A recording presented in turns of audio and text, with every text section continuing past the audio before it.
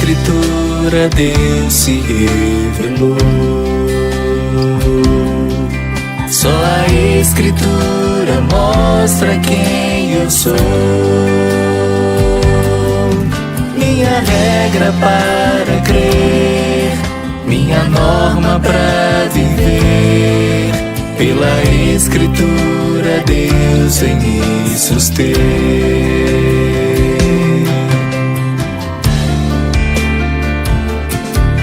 Só por Cristo posso me achegar a Deus.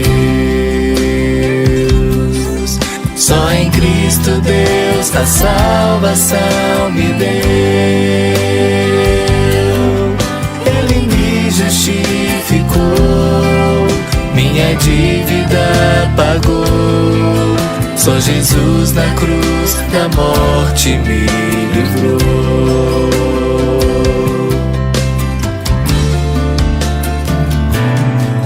Só a graça de Jesus me redimiu. Só a graça do Deus vivo me atraiu. Mesmo sendo pecador, recebi o seu favor. Deus por sua imensa graça me salvou.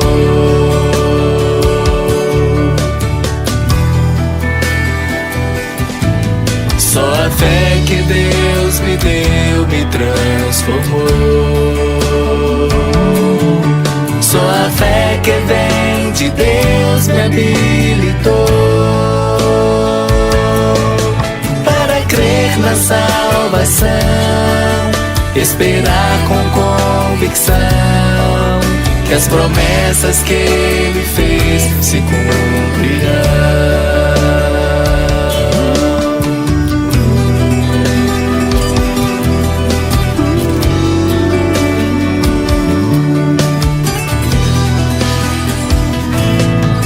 Só ao Deus triuno a glória eu darei. Só a Deus todo louvor eu renderei. Senhor e Salvador Jesus Cristo.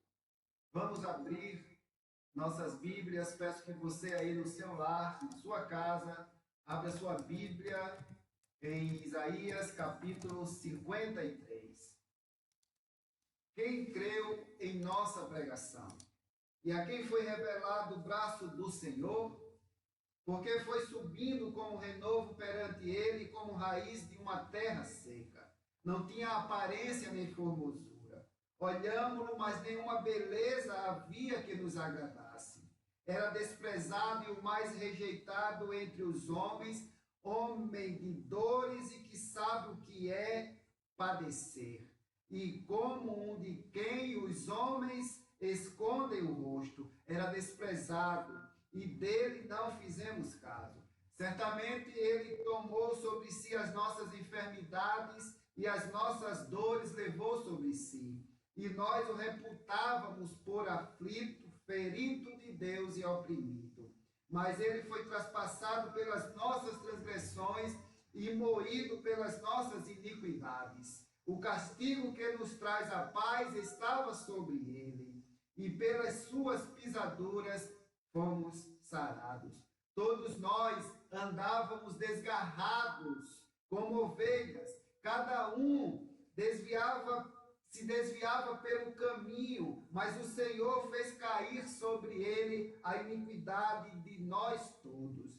Ele foi oprimido e humilhado, mas não abriu a boca. Como cordeiro foi levado ao matadouro, e como ovelha muda perante os seus tosquiadores, ele não abriu a boca. Por juízo, opressor foi arrebatado, e de sua linhagem, quem dela cogitou? Porquanto foi cortado da terra dos viventes, por causa da transgressão do meu povo, foi ele ferido. Designaram-lhe a sepultura com os perversos, mas com o rico esteve na sua morte, posto que nunca fez injustiça, nem dolo algum se achou em sua boca.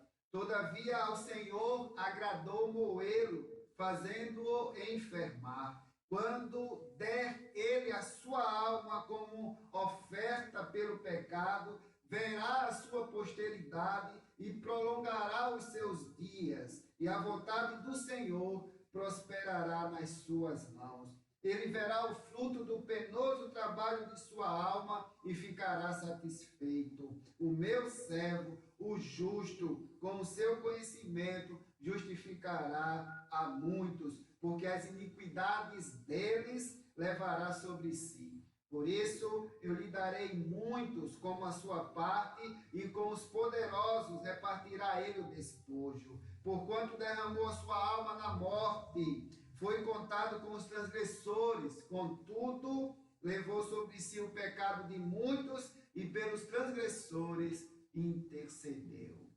Oremos neste momento. Peço que você, no seu lar, na sua casa, ore comigo. Pai amado, muito obrigado pelo dom da vida eterna, muito obrigado porque o Senhor enviou o seu servo sofredor, o homem de dores, o seu Filho amado Jesus Cristo, para morrer pelos seus eleitos. Obrigado, Senhor, porque o Senhor nos tirou das trevas para a sua maravilhosa luz.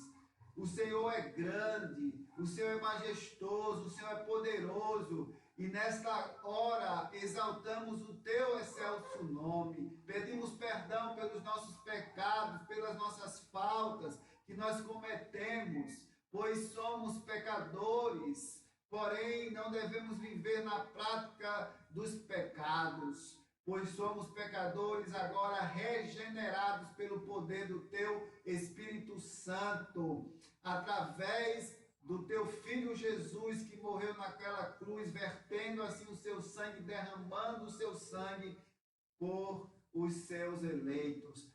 Pois sem derramamento de sangue não pode haver remissão de pecados.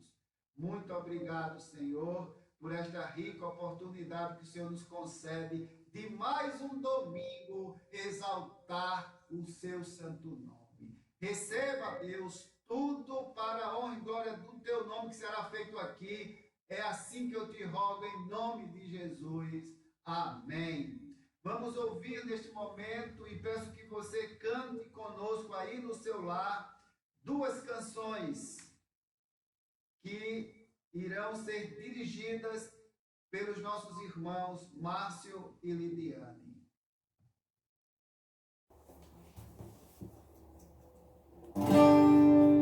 Ele não tinha qualquer beleza ou majestade pra nos atrair. Nada havia em sua aparência para o desejar, mas rejeitado dentre os homens, ainda assim carregou nossas dores. O seu castigo nos traz paz, e a esperança não se esvai. A oferta pela culpa ele ofereceu, para satisfazer o Criador. Ele morreu, para que a luz de Cristo em nós pudesse brilhar. O Filho do amor se entregou em nosso lugar. És o Cordeiro que pelos nossos pecados foi esmagado, sem dizer uma só palavra, se entregou aos cravos, derramou sua vida até a morte, provando a ira amarga, pra nos dar sua doce graça E nos fazer viver.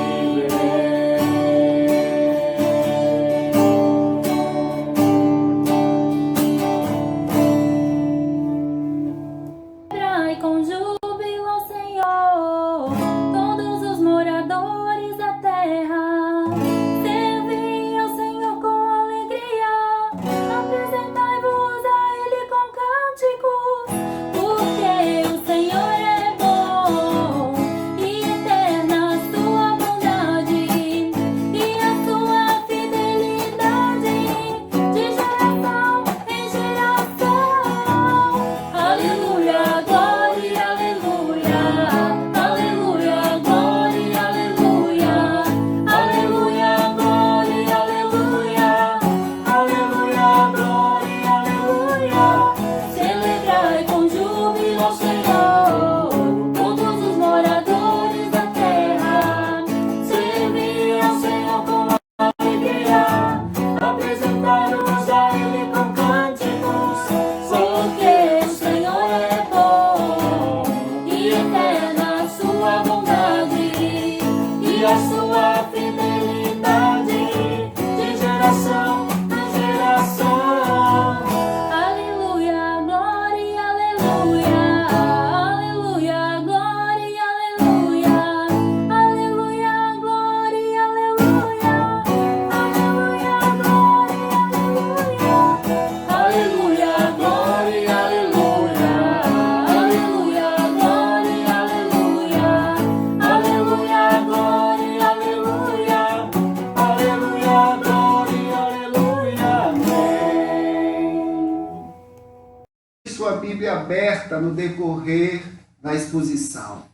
Depois levaram Jesus da casa de Caifás para o pretório. Era cedo de manhã. Eles não entraram no pretório para não se contaminarem, mas poderem comer a Páscoa. Então Pilatos saiu para lhes falar e lhes disse: que acusação trazeis contra este homem?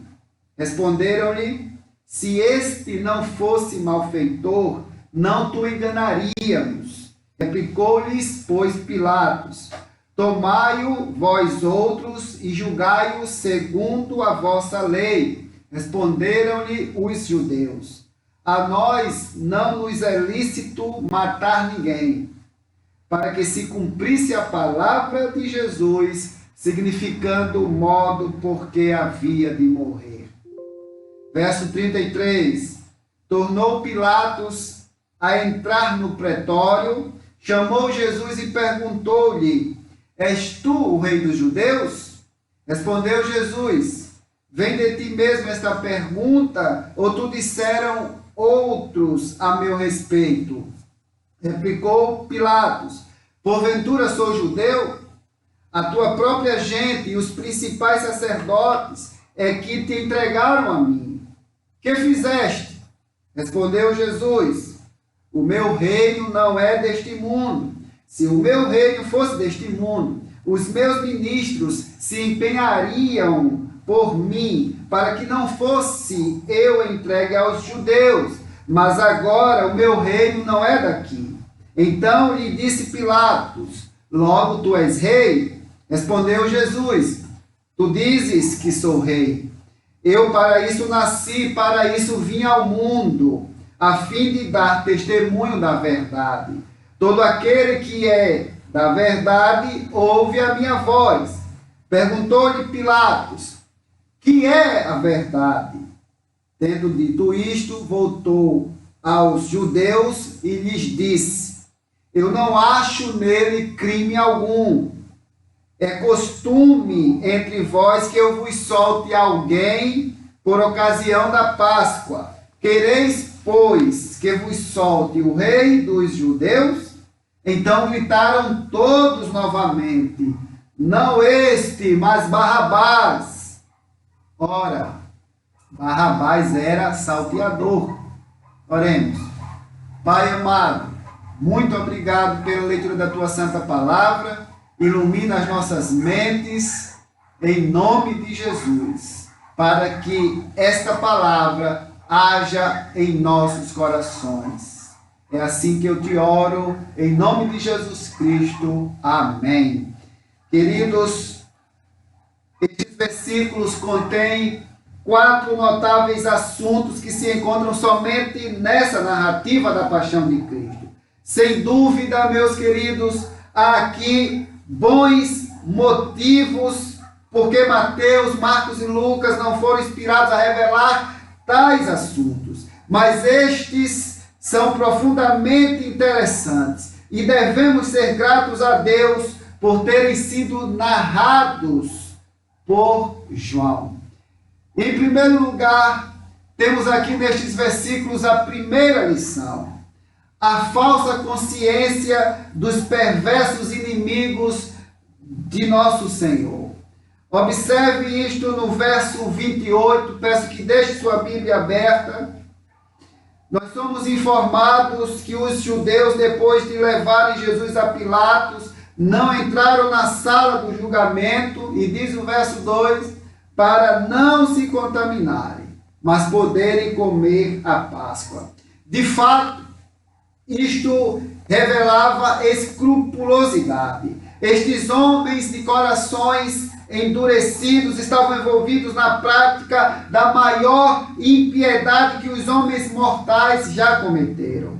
Queriam assassinar seu próprio Messias. Contudo, nesta mesma ocasião, falavam sobre contaminarem-se e, em especial, sobre comer a Páscoa.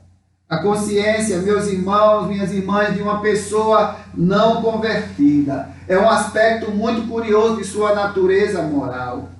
Enquanto, em alguns casos, ela se torna endurecida, cauterizada e morta, ao ponto de não sentir mais nada, em outros casos ela se torna escrupulosa acerca de coisas espirituais menores. E é comum, meus queridos, encontrarmos pessoas que são excessivamente zelosas a respeito de observar procedimentos insignificantes e cerimônias exteriores, enquanto são escravas de pecados degradantes e detestável imoralidade.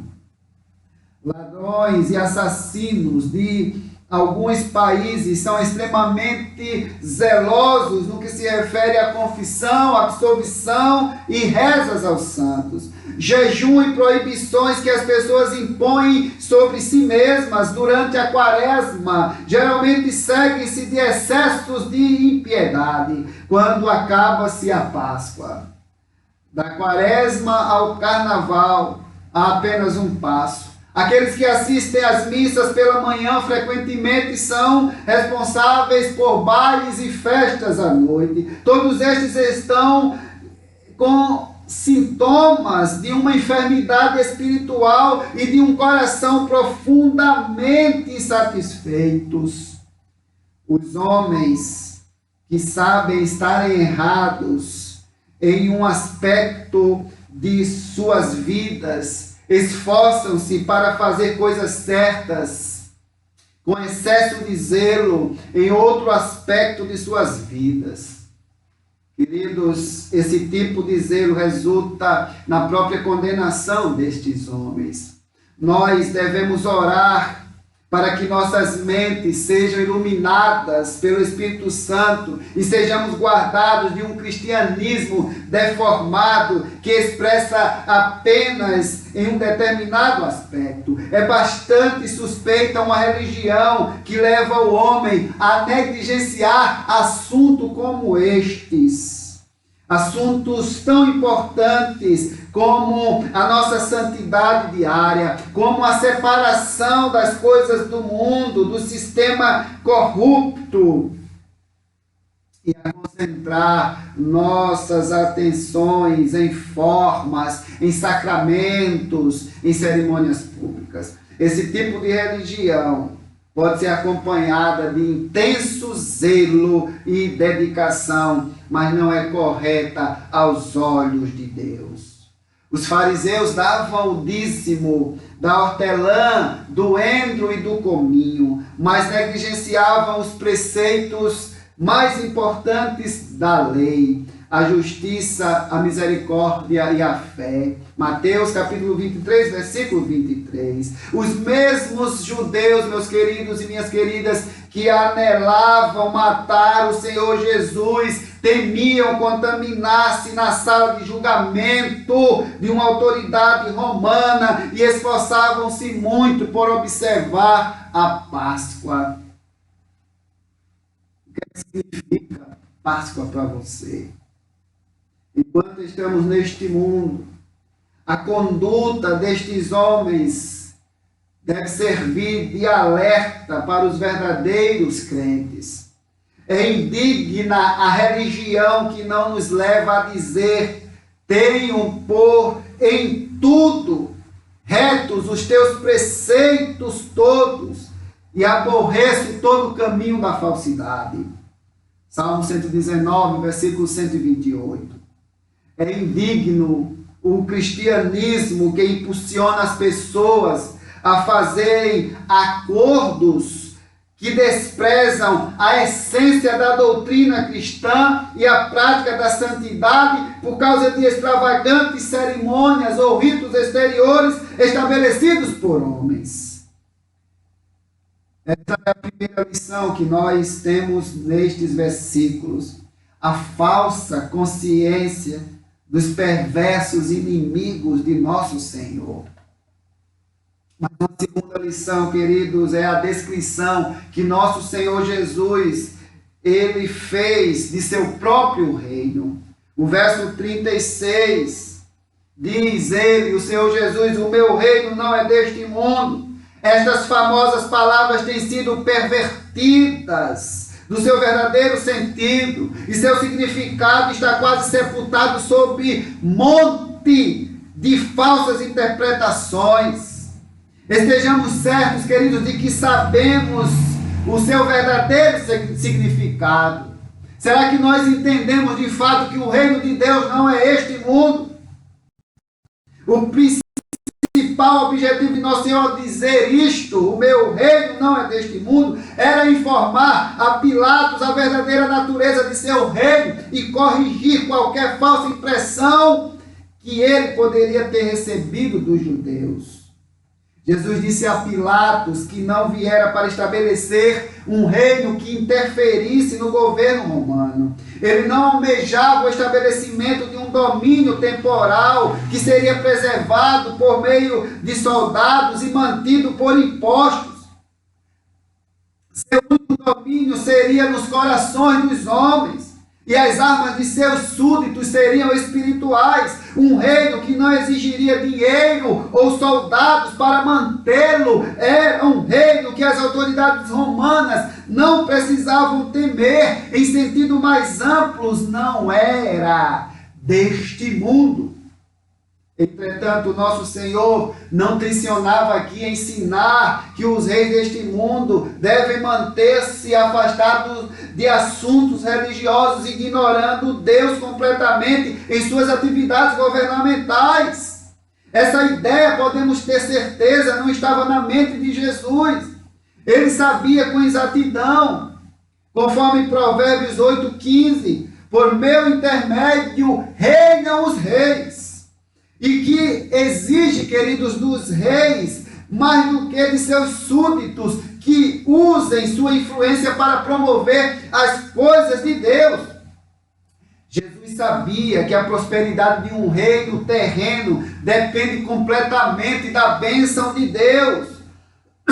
E que as autoridades governamentais têm a obrigação de encorajar seus compatriotas à justiça e à piedade, assim como tem o dever de punir a injustiça e a imoralidade.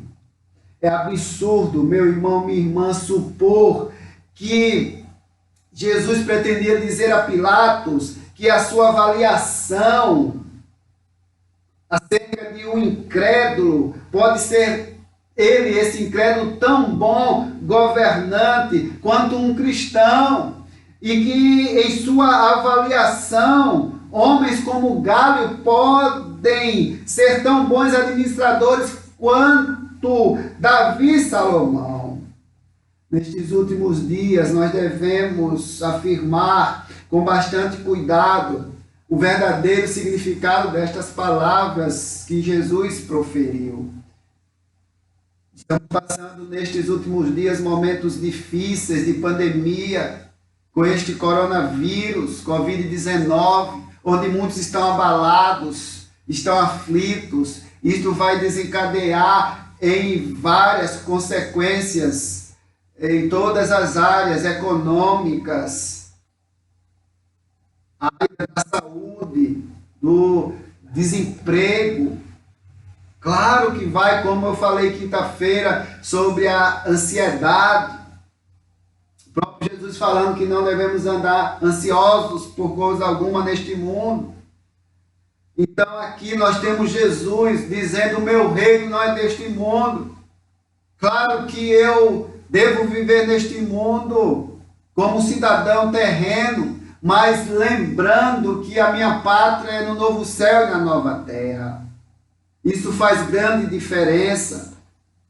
E nesses últimos dias que estamos vivendo, devemos afirmar com bastante cuidado o verdadeiro significado dessas palavras de nosso Senhor Jesus Cristo. E jamais devemos nos envergonhar de proclamar que nenhum governo deve esperar prosperidade se não reconhece a vida espiritual, que lida com seus súditos como se estes não tivessem alma e não se preocupasse. Se eles não se preocupam, se eles servem a Deus, a Baal ou a algum outro Deus. Triste deste governo, porque ele descobrirá mais cedo ou mais tarde que este tipo de política é suicida, é prejudicial aos seus melhores interesses. Sem dúvida, queridos irmãos e ouvintes da palavra do Senhor, você que está me vendo, querida irmã, sem dúvida alguma, os governantes deste mundo não podem fazer que as pessoas se tornem cristãs por meio de leis e regimentos. Todavia, podem encorajar e apoiar o cristianismo e o farão se forem sábios. O país onde existe muito trabalho, temperança, verdade e honestidade será o mais próspero de todos. O governo que deseja ver estas coisas em abundância entre seus cidadãos deveria empenhar-se ao máximo para promover o verdadeiro cristianismo.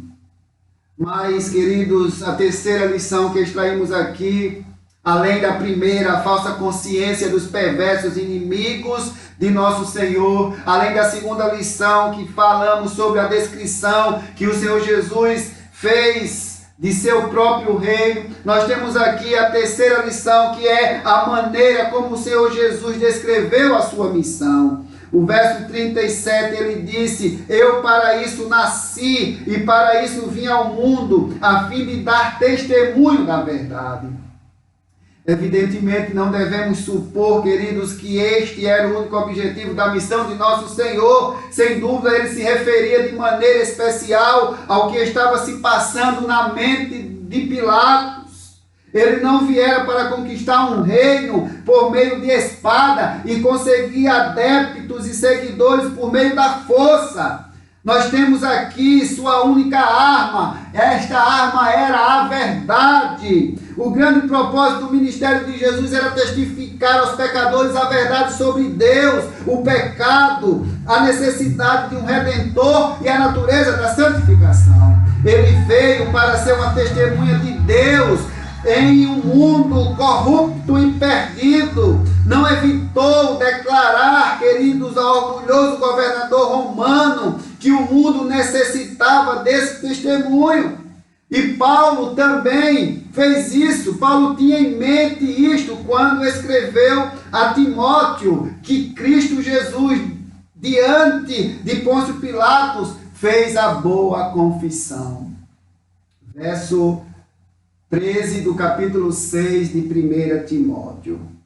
Os servos de Cristo constantemente têm de lembrar que a atitude de nosso Senhor nesta ocasião destinava-se a servir de exemplo para eles. Essa é uma atitude que serve de exemplo para nós que somos cristãos. Assim como Jesus, nós somos testemunhas da verdade de Deus, Nós somos o sal no meio da corrupção. Nós somos a luz no meio das trevas. Homens e mulheres que não temem permanecer sozinhos por amor a Deus, falando contra o caminho de pecado dos homens e contra o mundo. Queridos, fazer isto pode nos colocar em muitas dificuldades e mesmo em muitas perseguições. Mas é nosso inquestionável dever. Se amamos a vida, se desejamos ter boa consciência, se desejamos ser reconhecidos por Cristo no último dia, nosso dever é ser testemunhas. Está escrito: qualquer que nesta geração adúltera e pecadora se envergonhar de mim e das minhas palavras, também o Filho do Homem se envergonhará dele, quando vier na glória de seu Pai com os santos anjos. Marcos capítulo 8, versículo 38.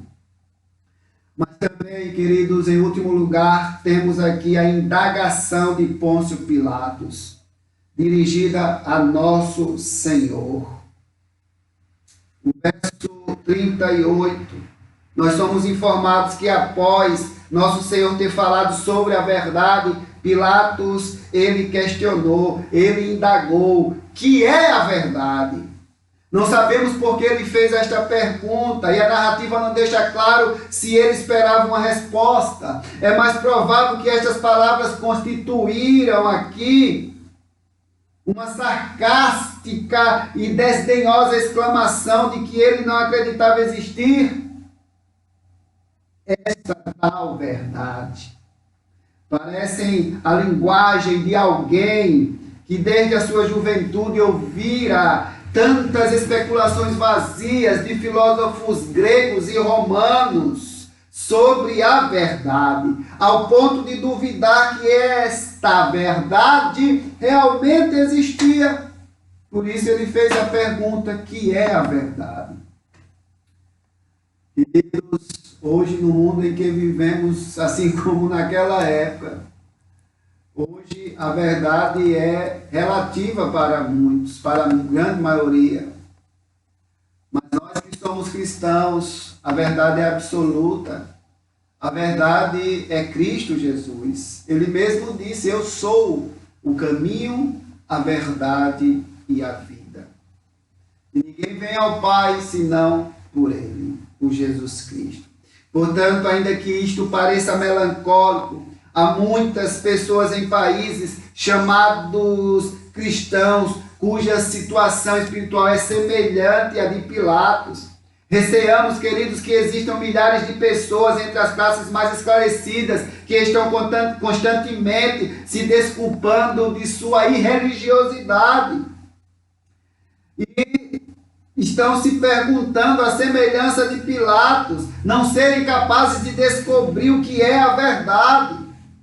E estas pessoas, este tipo de pessoa, questiona e menciona de uma forma interminável controvérsia entre católicos e evangélicos, eclesiásticos e leigos, leigos e dissidentes, pretendendo dizer com isso que não entendem quem está certo e quem está errado, e refugiam-se nesta falsa desculpa e passam a vida toda nesta infelicidade e desagradável situação e morrem.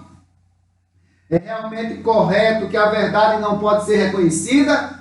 Claro que não! Absolutamente não! A verdade pode ser conhecida sim. Deus jamais deixou sem luz, queridos, qualquer pessoa que com sinceridade, com diligência, busca a verdade. E o orgulho é um dos motivos porque muitos não conseguem descobrir a verdade, porque não suportam e suplicam, porque justamente não se prostram diante de um Deus Todo-Poderoso que ensine-lhe a verdade. A negligência é outro motivo. Além do orgulho, temos a negligência. E tais pessoas realmente não se esforçam para examinarem a palavra de Deus, para examinarem a Bíblia. Os infelizes seguidores de Pilatos geralmente não utilizam sinceridade e retidão ao lidar com suas consciências. Eu pergunto, você é seguidor de Cristo ou você é seguidor de Pilatos? Que fica questionando, indagando-se, mas o que é a verdade? E o próprio Jesus já disse, eu sou a verdade. E a pergunta desses seguidores de Pilatos é, que é a verdade? E isso é apenas pretexto, é apenas desculpa. Você que está me ouvindo agora, que não faz parte de nenhuma igreja, de nenhuma religião, a verdade que você está conhecendo é Jesus Cristo. Então creia nisto e se volte para Ele enquanto há tempo. As palavras de Salomão sempre serão comprovadas como verdadeiras. Se buscares a sabedoria como a prata e como a tesouros escondidos a procurares, então entenderás o temor do Senhor e acharás o conhecimento de Deus. Provérbios, capítulo 2, versículos do 4 ao 5. Eu encerro, queridos, dizendo para todos, nenhum homem que seguiu este conselho errou o caminho do céu. Que Deus abençoe a sua vida em nome de Jesus. Vamos cantar mais uma canção com os nossos irmãos Márcio e Lidiane e depois eu volto para orar, encerrando assim mais um culto.